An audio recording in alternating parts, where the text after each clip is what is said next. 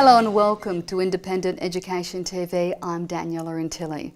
This is a special bulletin about next year's collective bargaining in the Catholic sector. School officers and services staff in Queensland Catholic schools are expected to defend serious attacks on their conditions during upcoming negotiations.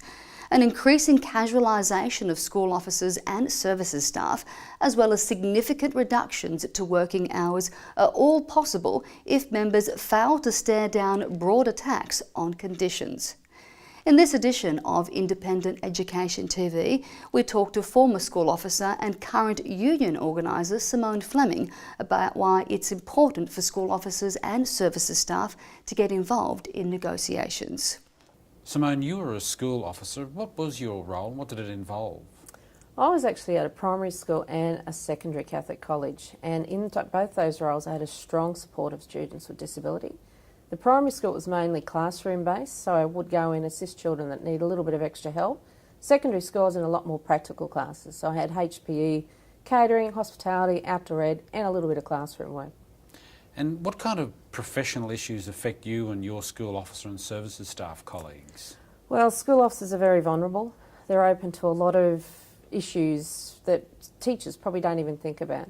A lot of things to do with their reclassification, their pay scales, their wages, all that sort of thing is continually changing. A lot of school officers aren't permanent, they're on contracts or on term time, and that sort of thing is a very real worry, because if anything has to happen in a school and costs have to be cut, school officers usually are the first to go. So what's the best way to tackle these issues in your opinion?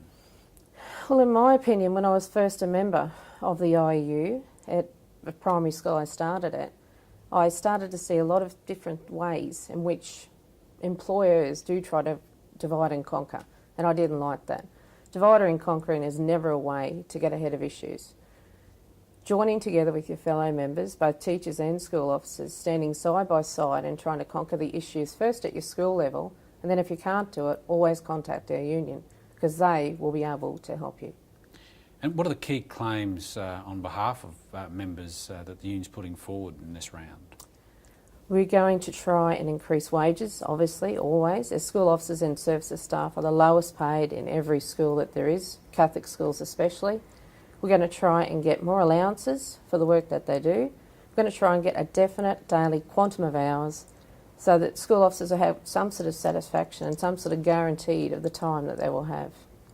And how and why should school officers and services staff get involved in this round of negotiations? I truly believe by being involved in negotiations, you give yourself a voice, you give your colleagues a voice. Standing side by side with the teachers is the best thing you can do to make our employers listen to what you have to say.